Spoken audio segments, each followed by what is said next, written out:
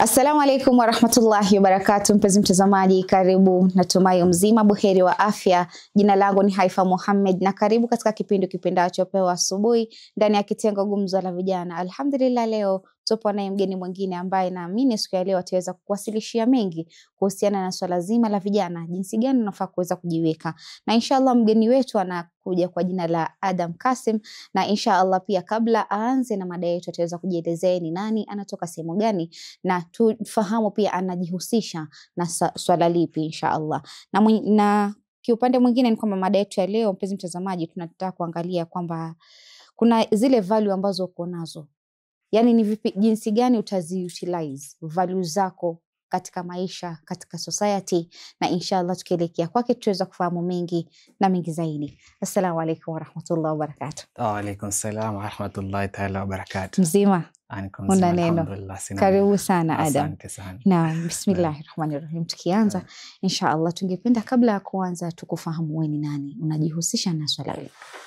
Kwa majina mimi naitwa Adam Kasim. Natoka mtaa Kibra. Mimi ni a community leader. I'm also an electrical engineering student. Mashallah. I'm also a founder of a non-profit organization inaitwa Maida CBO.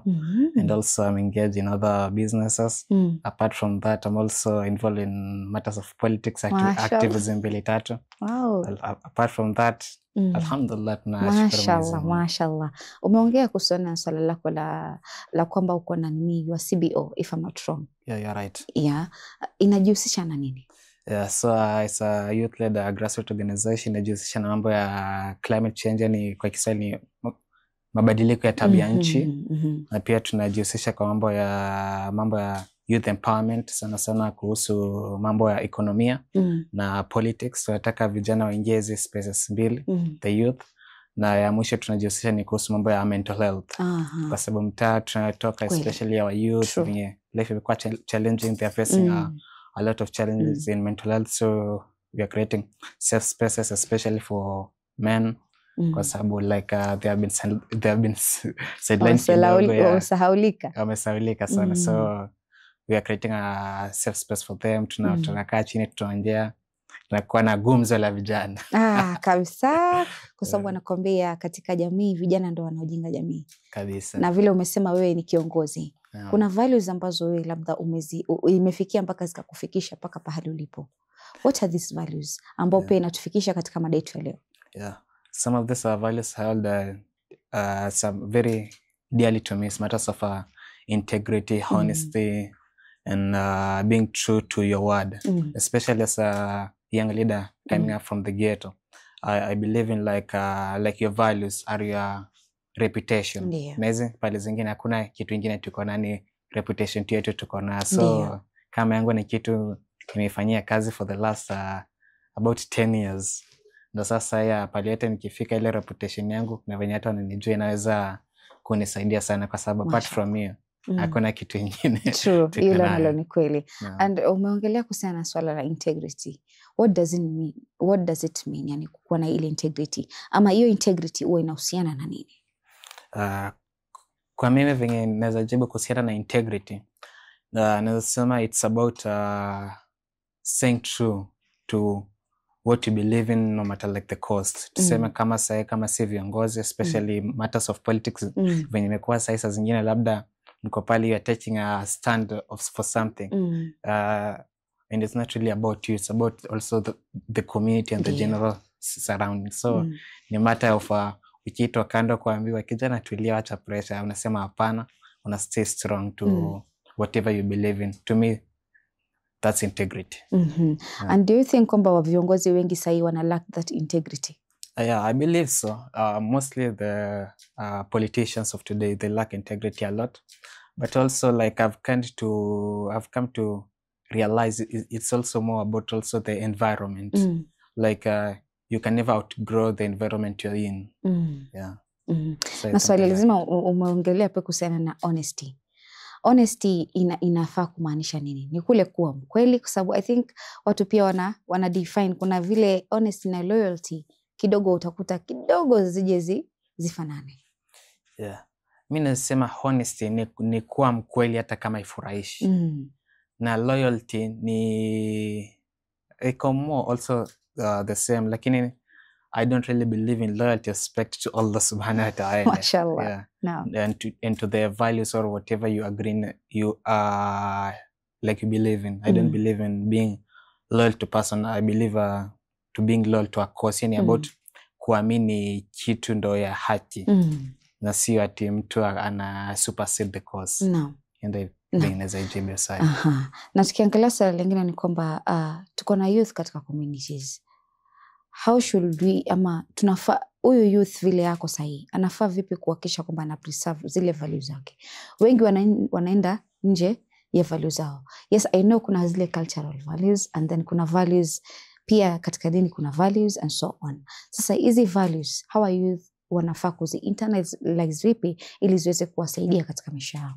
Yeah, mostly I believe first of all it's about like the bigger vision you have for yourself, like unafikiria like miaka 10 kutoka saa hii kitu sinafanya saa hii ni kitu sinaweza tamani si watu wajue nilikuwa nafanya ama ni kitu naweza onyesha watoto wangu wajue, ama naweza taka jamii hata Mwenyezi Mungu baada ya kuja akiniuliza hii kitu like nilikuwa proud of it. Hiyo ndio kitu like it keeps me grounded on the values I have.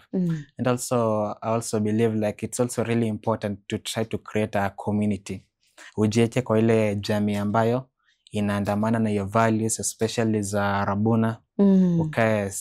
Ukae around your community, itakuhelp to preserve yourself, kwa sababu pale natoka naona watu wengi like wame digress, wameenda kwa vitu ambazo ideally si wao. Lakini mostly pia sio kupenda kwao, ni ile walijieka in that environment na vijana, ama walijieka kwa hiyo environment ambayo haiwaruhusu stay true to their values. Wengine wamepushiwa na maisha, wengine tu ni peer pressure. But, it's life. Yeah. Talking about peer pressure. Peer pressure imefanya vipi mpaka vijana wakapoteza their core values ambazo maybe mtu amekuzwa vizuri nyumbani. Ikafikia mahali mimi, unajua when we go to a college compound ama tuende kwa college scenario ama university, we find it hard to maintain the values ambazo wazazi wametufunza. So most of youth wana end up kufata vile wale wengine watakavyo waamrisha, ama mwingine anaona like okay, kuna mtu katika shule akona say ya kila kitu, we have those bullies and so on. Sasa yeye anaona mimi nikikaa kando kuna faida yenye nitakosa, so I have to follow whatever huyu mtu anafanya ndio nipate nini faida fulani. How is it?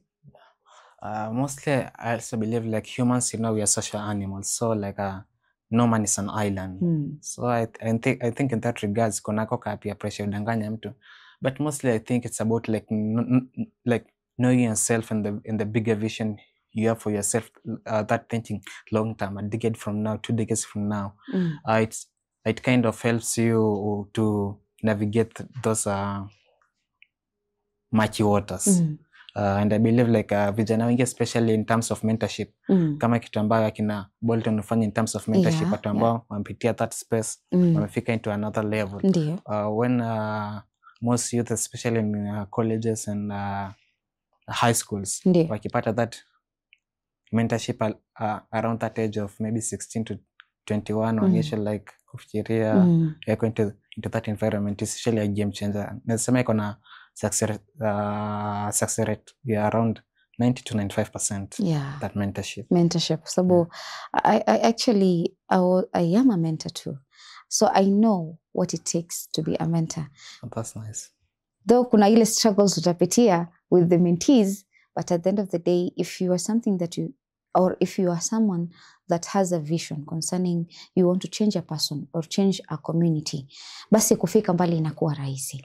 Sana hapo pia nikiingilia kwa mentorship, nataka a lot of patience. Nataka uvumilivu wa hali ya juu, na stay true to swala. Na swali unampita haja. Eka Mungu mbele. Na Mwenyezi Mungu, tafadhali hapa hii maneno ni ngumu. Nisaidie. Naam. Na tukiangalia swala lingine ni kwamba how can someone identify their core values, those that should never change? Yani mtu anaweza jitambua vipi values zake ambazo haziwezi kubadilika? Yeah, I think on that it's more about exposure. Ukiwa into these different spaces, kuna vitu zingine hata kama peer pressure ni kila kitu imealign ufanye kitu, lakini mwili yako inakataa kabisa.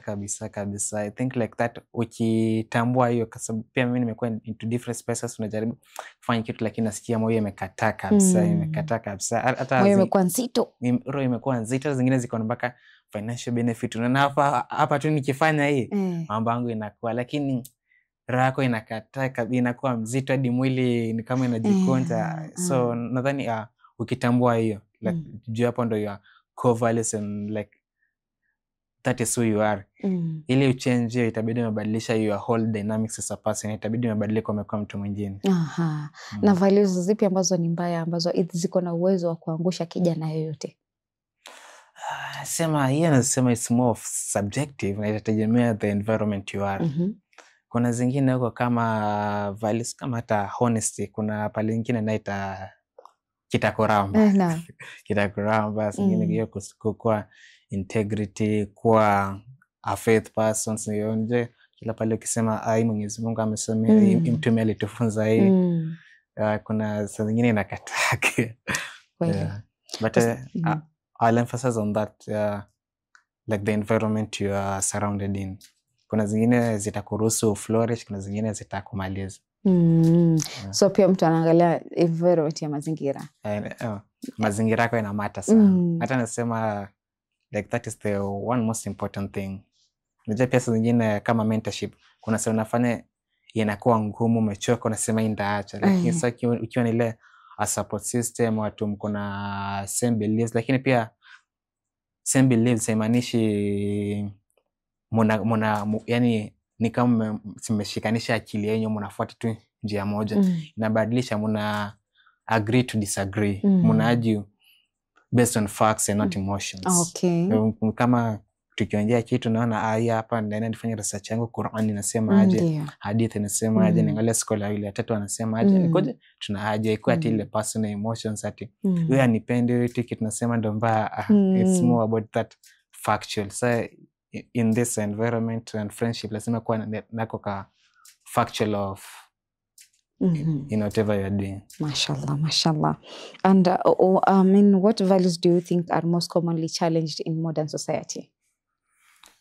I think mostly sindarudi ziko hizo mbili nimeng'ana nazo, kwa na integrity na honesty. Unajua honesty, hata kama sasa tuseme umefanya kitu sio mzuri, kuna jinsi kukwambia inakuwa ngumu kidogo. So like inakuwa very challenging, kwa sababu zingine pia unakumbuka sasa nikiwaambia hapa itakuwaje, sasa sinikate urafiki na ni shida yake na una Mungu wake. So inabidi umekuwa true to that, na ngumu kidogo. Na pia integrity, like coming where some of us come from, unapata labda zingine nyumbani labda hakuna chakula ama kitu kama hiyo, ama umeona wenzako wako na iPhone wameng'ara smart sana. Peer pressure inakaga mzito sana, like kukeep your integrity. Mimi siende kuiba, mimi sitauza miadarati, sitafanya kitu yote. I believe inshallah Mwenyezi Mungu atanifungulia to stay true to that in this age. Pia emergency ni ngumu.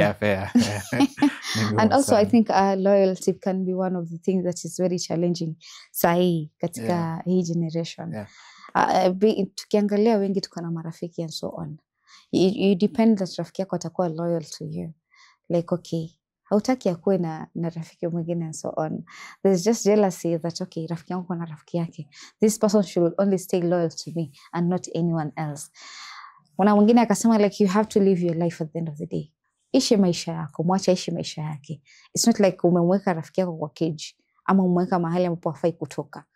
So yani ni kitu ambacho kina mitihani mingi sana. On loyalty, especially when ikisonga sana na emotions, inaanza kuwa very tricky affair. So sinaweza insist like facts hapo, pia kuwa na faith ndani yake. Mtume alikuwa na relate aje na makalifa kina Umar, kina Ali, kina Abubakar. I think it's mostly better to learn from them. Isikuwa tu loyalty ya bure. Like at the end of the day, pia I'm also a believer in friendship. Si lazima pia mkuwa na something inawaleta pamoja, values. Pia mkuwa na kabiashara, mnajaribu Qur'an ama labda programu ya CBO mna volunteer kwa NGO CBO yani kuna hiyo things apart from ile tu kukaa twende PS tena tukafanya na I think also on that ukiwa na hiyo so mtu akue loyal to the person akuwa more loyal to the cause in whatever you believe in. So napata hata moja ki digress anze kwenda kwingine atatoka kwa hiyo friendship peke yake kwa sababu it doesn't belong to that community. I don't know if I'm making any sense. Yeah, so I think hiyo kuwa loyal to a person ni ngumu sana. Asante sana. Acha tuchukue pumziko, tukirudi tuweza kuendelea na awamu ya pili. Kurudi kwako mpenzi mtazamaji, natumai katika awamu ya kwanza tukiwa naye Adam ndani ya studio zetu za Mahdi TV, naamini umeweza kufahamu ambao anazidi kuyawasilisha ama kuelezea mengi kuhusiana na hili swala la values. Values ni muhimu sana katika society, values ni kila kitu katika society, na unaamini ya kwamba hata pia katika dini values zina mate zaidi kwa sababu zitakuongoza wewe kufuata ipi njia ambayo ni sahihi na kukuza pia kiimani. Na inshallah mpenzi mtazamaji, acha tuchukue mapumziko, tutakaporudi tutaendelea zaidi.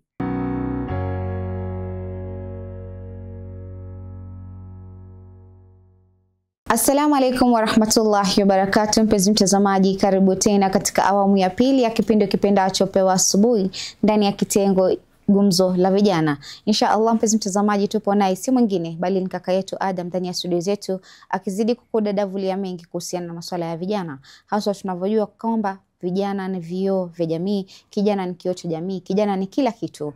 Yani bila kijana katika hii society basi sidhani kama kitaelekea ama kitaenda mbele. Na tunavyofahamu ya kwamba vijana wanajenga na pia wanabomoa. Hivyo basi wanakuambia kwamba lazima kuna values ambazo wanafaa kuwa nazo, hasa pia katika kiongozi ama katika uongozi. Kuna values ambazo zitakufanya wewe uweze kuchaguliwa kuwa kiongozi. Na inshallah tukirudi kwake tutaweza kufahamu mengi na mengi zaidi. Karibu tena Adam. Asante. Naam, tukiangalia swali lingine, hebu tuangalie swala la social media kiujumla. Imeplay role gani upande wa values zetu? Social media nasema like kiangalia in terms of Islamic and African values imeweza kutuirod kwa sababu pia like tumekuwa exposed to other cultures especially the West ambazo zina digress sana na fundamentally our beliefs as Africans. Na pia kuna kugana kale kapia pressure na wengine pia wajalila vizuri, so inapeana a lot of freedom sana social media, so ina erode our values on social media. But on that visaki pia watu wanile vibaya like social media pia ni mzuri, kana a lot of benefits, people are earning, we are here today. Talking about that, how should we use social media zetu? Tunaweza tumia vipi mitandao yetu ya kijamii kuweza kuhakikisha ya kwamba tunaweka mienendo yetu sawia na kile ambacho labda tumefunzwa na wazazi pia majumbani. Nikiangalia TikTok ya sasa hivi, especially TikTok, leave alone YouTube na Facebook. I think Facebook zimepungua sana. TikTok siwezi ndo kuna watu wengi sana huko, like it has a lot of population na watu wengi wako huko. Tukiangalia ni kwamba values, especially wanawake, tunapotea pia katika zile values zetu. Na pia wanaume sahihi ukiangalia, yani mtandao ni vast. Iko na positivity na iko na negativity. Kando na kwamba tumeongelea negative side yake, like okay, social media iko na mambo mengi ambayo sahihi imepoteza vijana wengi and so on. Ni positive zipi ambazo katika kujenga values zetu social media inaweza kutusaidia? Yeah, I would say like I believe ukiangalia mtandao kama TikTok, tuseme ile algorithm ukiwa sana unapenda kuhusu, tuseme unapenda stories za Quran, hadith na different stories ya sahaba na different things. Your algorithm inasoma that na inaanza kuact on that. So napata recommendations mingi unapata ni kuhusu dini, whatever you're saying sinakusaidia. Ukiangalia pande nyingine ile kitu sana imechangia like your algorithm tuseme kwenda nyingine, unapata kama msichana ukianza kujipost ukiwa uchi, una shake it to the max, vitu kama hizo like inapeaga watu a lot of views, likes and all that and comments. Si watu wanaipenda sana, so nasema like as a community tukiacha ku like vitu kama hizo sana itapungua. That's why I believe like before social media na pia also like kuingia, nasema pia ni kama kuingia kwa relationships. Ni mostly better kwanza ujikae chini, ujitambue, uandike your core values, andika hata 1 ama 2, jaribu kujisurround with that environment. Hiyo social media itakupea hiyo pressure ya ule anafanya hivi apata followers wengi hivi, acha pia mimi nitoe yangu nifanye hivi nipate ya followers pia nipate. Yeah, na kitu ambacho kinasikitisha zaidi kuona watu wanapoteza values kupitia social media. I think pia sahii watu wameanza kuishi maisha ya social media. Maisha kama ni maisha ya marriage ni social media. So at the end of the day ni kitu ambacho kinatutoa katika ile akhlaki ambayo dini imetufundisha. And tukiangalia ni kwamba maisha ya sasa bila kujiweka katika values ambazo unajua kabisa wazazi wamekufundisha. Mzazi amekwambia wewe ufai kudanganya. Wewe kesho unaenda kudanganya. Unajua kuna kudanganya seli zingine inabidi udanganye. Kwa sababu ikifika ni labda one of the values naamini ya kwamba kuunganisha koo ni kitu kizuri. And if mandugu wawili wamepigana, then haufai kwenda kumwambia ule mwingine amesema nini. Hata kama ulimsikia amesema lazima useme uongo. Ndio at least wale watu wafanye nini? Wa reconcile. Na ni kitu ambacho kina mshiko zaidi katika jamii tukiangazia swala hilo. Na tukiangalia swala lingine ni kwamba can a person adapt to new situations without compromising their values? For that, I think it's really difficult in like the spaces. I mean, you manage kuingia spaces, especially tuseme a lot of money circulation ama iko na a lot of interest with like say powerful stakeholders. Hapo na inakuwaga ngumu kwa sababu inakuwaga the way or the highway. Hapo inakuwaga ngumu, hapo ni mostly better ujue like where to fight, where to stop. So I think it's 50-50 affair. Lakini hizi za nyumbani za universities, colleges, friendship unaweza kuwa pale lakini bado na keep your values. Sema sangine unaweza kaa sema pale kwa base watu nakula jaba, labda navuta bangi nini na vitu kama hizo. Ikifika saa swala unatoka, lakini pia usikae sana. Nasema unaweza manage kuinfluence wawili watatu kuliko ati wakati of our anafanya ina aligns na my values, acha ni wakati of kabisa. Sema you can be that voice of change, but you really need to be careful usikuwa absorbed into that. Hiyo ni kusema kwamba do you believe kwamba ukitembea na mwizi utakuwa mwizi? Ukitembea na sana na utakuwa mwizi. Lakini pia kuna iko two ways, pia yeye anaweza acha kuwa mwizi yako hivi. Lakini sema for mostly the young generation kama sisi, most likely ndio utakuwa mwizi sana kuliko mbadilisha, itakuwa ngumu sana. Kweli, kwa sababu wanaenda na nini, mtu ashakwambia like jaribu tu, haina shida. Kesho unakuwa addicted to huo mwendo. Hata kama siji kama umeona hii meme ya inakuwa kitu kama when you finally get a taste of wealth, you understand corruption. Inakuwa na ukweli ndani yake. So mostly nasema ujaribu kana maybe a few sina week ile tu kuchange, lakini ukikana nao sana utapata pia nao umeingia katika kundi hilo hata bila kujua. Kwanza inakuwa hatari. Unakuja kujua kama already uko ndani hata hawezi toka. Hatari sana. And another thing ni kwamba what role does family play in helping someone maintain their values? I think it plays a very big role. Same example like my mom, most of the values like I believe in being disciplined in whatever you do, integrity, honesty, stay grounding to your faith, whatever tumefunza madrasa na vitu kama hizo. So your family ikiwa ina allow that to happen, itakuwa ndani yako, itakuwa kama ina run kwa damu yako.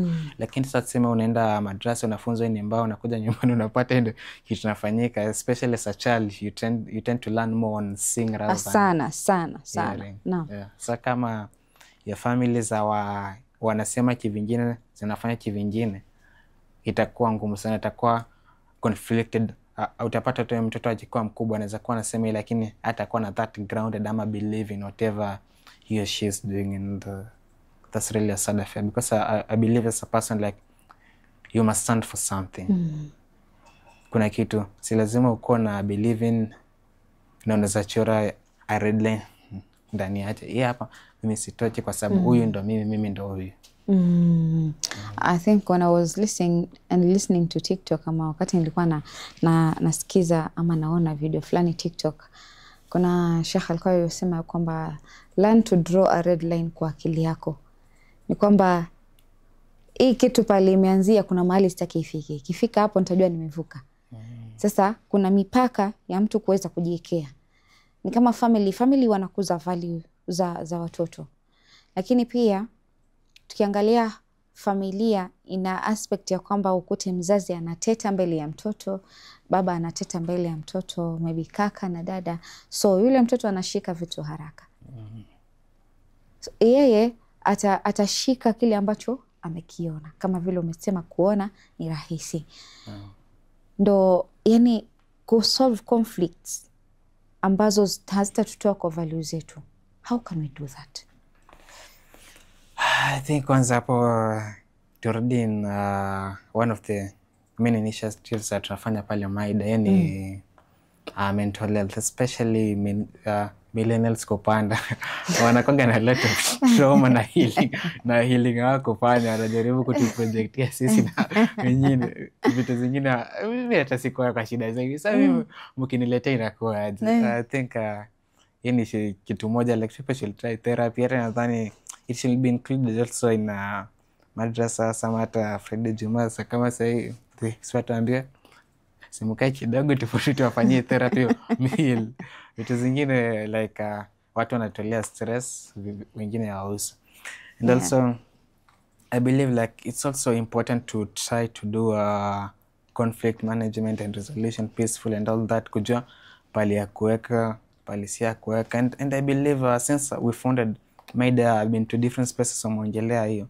And I think it's really about time kukuwa na intentional thing ya try to train people on conflict management, resolution. Msipigane mbele ya watoto, mtoke mwende hivi. So nasema like kuacha ama sikutegemea watu wataifanya automatically through their mind ama kitu kama hiyo ni ngumu sana. So I think it's time kukuwa na that intentionality. Hata hapa program moja inafunza watu kuhusu conflict management.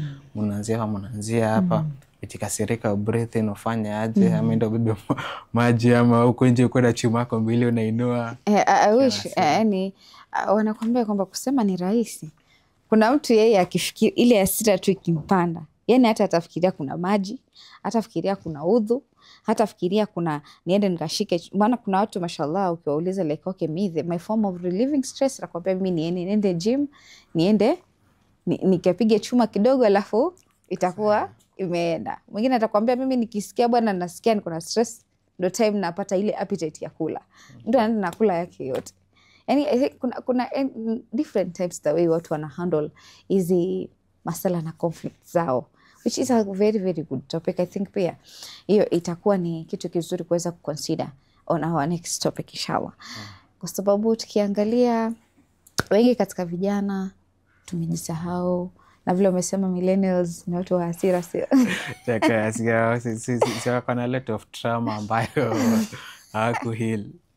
Unasema unnecessary trauma. Unnecessary trauma. So najaribu kutuproject. I'm like bro, sis, bado hii sio mimi yako, itabidi umekaa chini na nje ushike nyasi upone. Ai jameni. Inshallah. Na tukimalizia why is it sometimes easier to keep your values in private but harder when people are watching? Because you're not challenged. Like kiyo values zako ikiwa peke yako, kuna ile inakuwa inatoka reinforcement inakuwa nayo kwa akili, ni kama bubble. Hakuna mtu ana challenge. Lakini ukiwa hapa in public, kuna vitu zingine ukisema I believe in that ama all that, mtu anakuambia asilifanya hivi sana, anaanza kupoke all into that bubble. Sana pata like ukiwa peke yako, your mind automatically why challenge. Lakini ukiwa na watu wana challenge, so inakuwa tricky affair. Unaanza kupigwa reality check 2-3 hapo, unaweza kuona ukweli hapa labda pia labda si believe in this. Na inshallah ni kitu gani ambacho ungependa kuambia vijana ambao labda wanaona tabu sana kureconnect values zao ama ku-maintain values zao, ni kipi ambacho labda kinafaa kiwaregeshe upande wa ku-maintain values zao ama kuweka values zao? Mimi nasema first of all like having a bigger picture vision of yourself, maybe in 10 15 years nataka nikuwe hapa, nataka nikuwe mtu aina gani. So ukiwa na hiyo and then you try to work backwards, inakuwa rahisi. Na pia like no one is perfect, so zingine pia utakosea hapo mbili tatu, lakini usi take too hard on yourself. Like take yourself like just give yourself some space. You try to figure out mbona iko wako, Ndio utafute kama mentor ama share ama usome Qur'an ama tahajjud mbili tatu. You try to fix that. Alafu pia usianze na pia ati zote mimi ndaka nikoe hivi, labda huko kuna shika moja mbili unang'ana nayo mbili tatu hapa. That environment unajaribu pia kwenda palipo watu believe in that, wajaribu kuipoke holes ndo like ikuwe that strong. Mashallah, shukran sana.